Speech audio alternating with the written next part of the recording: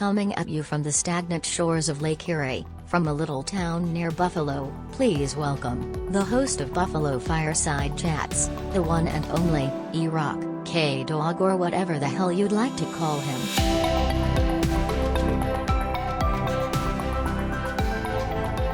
Welcome back to another Buffalo Fireside Chat. A lot has happened in the last week. Tragedy in Buffalo, ILUS financials, top-notch trolls on the internet, like usual. But I wanted to let the dust settle before I put anything else out. So I would like to send out my condolences to all the victims of last week's unacceptable act and know that the city and the community does stand with all of you. So as we pick up the pieces and move forward, let me just say welcome back. And we have a lot to talk about, but first, I would like to share with you one of the shittiest bourbons I have ever had. This week's Bourbon Bust of the Week, Woodenville. Woodenville. Nestled on the outskirts of Seattle, Woodenville Distillery creates this unique bourbon in the tradition of Sierra Nevada mountain folk. Legend has it that Pappy, Woodenized McNamara, a known psychotic banished into the mountains, first distilled this elixir with pine cones, pond water, mud, and bark. Woodenville holds close to the original recipe by attempting to recreate the elixir, which was known to poison settlers of the Willamette Valley, unaware it was a dangerous paralytic hosting an unknown cocktail of parasites and bacteria. And now, onto the description. The nose smells of an elderly alcoholic living on the dank streets of Seattle, laying in his own waste. The taste is unique. I imagine Pappy McNamara would be proud. Notes of rotting bark, stale pond water, and gasoline fumes are strong up front, fitting to distinct ammonia, which I assume Wolverine urine tastes like. The only missed mark was that I wasn't immediately poisoned and temporarily paralyzed with a side of septic shock. So yeah, this was bad. But I gotta say, this isn't a dig at the company. This is just a dig at the bourbon. So I took this recommendation from a local retailer, but hey, you win some, you lose some. So now that I have a little more hair on my chest and my esophagus has been burnt to holy hell, let me give out the cheers of the week. But not with this. I'm going to dip into the Angel's Envy for this Cheers of the Week. This has become one of my favorites, but cheers to Buffalo, New York. This one's for you. Yeah, this one's for us. So, wow, man, that is night and day. Absolutely night and day. Let's mix them and see how it tastes. No, I'm not going to do that. That would be sinful. Very sinful. And who could it have been? Let's see, I don't know. Let me think. Let me knock on Mr. Noggin. Who could trick us into doing that? Could have been Satan. Now, moving forward, there's a lot of people that say that we can't place blame for current economic conditions right now, and I say that we most certainly can. And whether or not you agree, that's fine. Put your comments below. Keep it classy. Be nice to each other. But the fact of the matter is, the way our federal government is handling this recession, inflation, and world events is completely disastrous.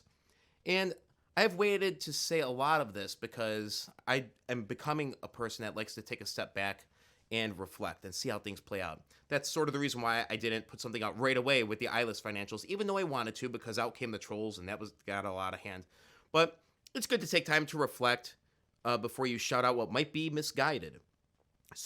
But in regards to how things are going for all of us, especially here in New York, no surprise there, there is a squeeze on the middle class that has been emphasized big time in the last 5 months. Now, don't get me wrong, the middle class, we are debt slaves. We have always been debt slaves.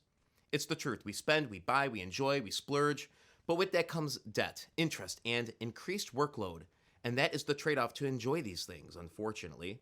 So when I hear the federal government talk about empathy, pain at the pump, I get it. No, you don't get it. It is clearly not authentic.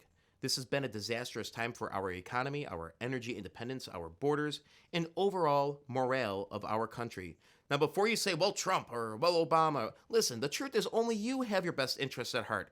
Don't wait for old sleepy eyes to figure it out for you, because guess what? It's not going to happen. The squeeze is on you. You got to step up during times like these. The middle class, we're the spirit that drives our economy. We're the innovators. So during this time, try to save. Try to formulate a plan for success despite any odds that may be stacked up against you. It's easy to get down in this rough patch for the country, but Americans move forth. And don't give up that fighting spirit for success no matter what. No matter where you come from, no matter what your beliefs are, just keep pushing forth. Our brightest days are ahead, even if someone is asleep at the wheel. And good thing some cars have two wheels. So, enough with the serious talk. Let's get into some of these awesome ILUS financials. The ILUS DD Packet Breakdown of the Week. All right, so let's take a look at this. ILUS International summarizes its first quarter of 2022. All right, we know what ILUS does. Mergers and acquisitions focused on public safety. So let's take a look a couple lines down. Following a productive quarter with several highlights, including the completion of 2 important acquisitions and the signed agreement of 2 more, ILUS recently filed its disclosure for the first quarter of 2022. Due to an ongoing audit, which is nearing completion, and the alignment of companies within its key subsidiary, Emergency Response Technologies Incorporated, ILUS did not include revenue from its first quarter acquisitions. Despite this, ILUS still reported a strong increase in revenue and its balance sheet for quarter 1, 2022, compared to its quarterly figures for the same period in 2021. So the one thing I want to grab out of this that is very important is that ILUS did not include any of the revenue from the new acquisitions in the first quarter due to the ongoing audit. So the numbers are higher than what they're actually reporting. So this is good. We want them to do things the right way. And you know what? I think the audit's going to be worth the wait. Despite the fact that, stock twits and Discord can erupt in chaos from time to time because, people are panicking because of the price. But remember, the price isn't reflective of what the company is actually doing. And I do think the stock price is going to catch up with the valuation of the company, which, by the way, I'm going to just remind, I talked about this in a couple videos ago. I see the term dilution going around. They're diluting. No, they're not. Diluting is when you're not adding value to your company.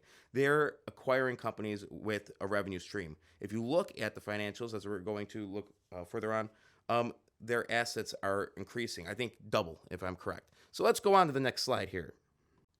ILUS reported quarter 1, 2022 revenue of $3 million approximately, representing a 482% increase over its revenue in quarter 1, 2021. The company also reported a 73% increase in its balance sheet for the same period to $34 million, its highest reported balance sheet to date. With customer behavior varying between quarters due to seasonal and cyclical trends, the third and fourth quarters of each year are often the strongest for businesses in the manufacturing and distribution industries.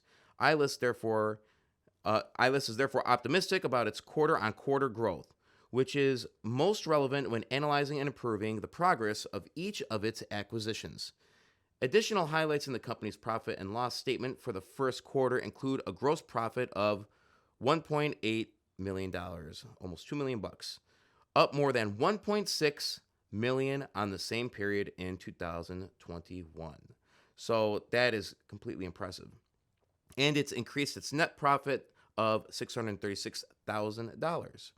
With a strong balance sheet, consistently growing revenue, several larger agreed acquisitions to be added, and solid investor backing, ILUS remains in an incredibly healthy position as the company rapidly closes in on its most significant milestones yet. So this is an increase in value, all right? So don't use the term dilution. They are increasing in value. They're acquiring more revenue-producing companies. So on to the next slide. ILUS confirmed that it is in the process of completing its audit for 2021 as well as for the first quarter of 2022. It has also been administratively aligning companies within its group for potential uplist of its subsidiary, Emergency Response Technologies Incorporated, to a major stock exchange. That's the big thing that we're looking forward to. As a result, the company was not able to include figures for its acquisitions completed during the first quarter, and these figures will be consolidated into future disclosures. The company is confident that when factoring in its recently completed acquisitions and several more agreed acquisitions, it should add substantial revenue and exceed its run rate forecast for 2022. So, like I said, this is not a diluting company. ILUS made significant operational progress during the first quarter of 2022. In addition to its 2 completed and 2 agreed acquisitions, the company opened new offices in Dubai and Boca. We know about that. The ILUS global headquarters in Dubai has capacity for up to 80 team members, while its U.S. regional office in Boca has a capacity for 15. The company has made several new hires during the first quarter, especially in its administrative and finance departments as it ramped up activity for its audit and a potential uplisting. And we've actually seen those. I know we've been scoping out LinkedIn, and we see these things being posted. So they're not blowing smoke. They're doing it, and they're building slowly and steadily. And I think we're going to emerge. We are going to emerge. And so let's look at this final quote by JP. All right. With our revenue up, balance sheet up, profit up, and cash increased, we are pleased with our quarter-on-quarter growth. Yeah, that sounds a lot like dilution, doesn't it? Yeah, okay. Not like this guy right here. Yeah, I had to straighten him out a little bit. No idea what he's talking about. Wow. Really ignorant. Ignorance is bliss. Is that what they say? Yeah. All right.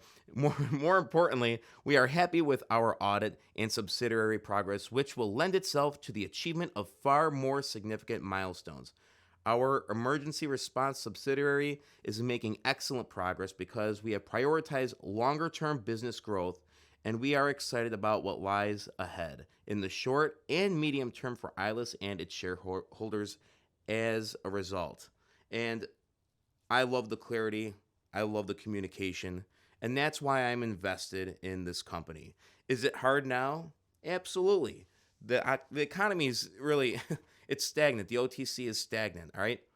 We got to remember, there aren't thousands of dollars flying in to everybody, with these handout checks. And so, that drove a lot of what we saw about a year and a half ago. And so we got to take that into consideration. And now I think is the time when we're going to see who are the companies that we all discovered during that time, and we were all spending money left and right. Who are the strongest companies? Who are the companies with divisions? Who are the companies that are going to emerge and be the future leaders? I think, and I have the conviction that ILUS will be one of those companies. And I think most people watching this might agree with me. Please leave your comments below on anything ILUS. It's good to have a healthy discussion, but let's not be ignorant about it. Okay. Thank you for watching the video. Don't forget to like, comment, share, subscribe. I want to get to that 100 subscriber count so that way I could donate $100 of your choosing to any Western New York charity. I hope you guys have a great week. Remember, there's more that binds us than breaks us, and you will be hearing from me more often as we roll into summer. So when I actually have more time on my hands, so I can't wait to be doing more of this. If there's anything that you want to talk about, just put it in the comment section. All right. You guys have a great week. See you soon.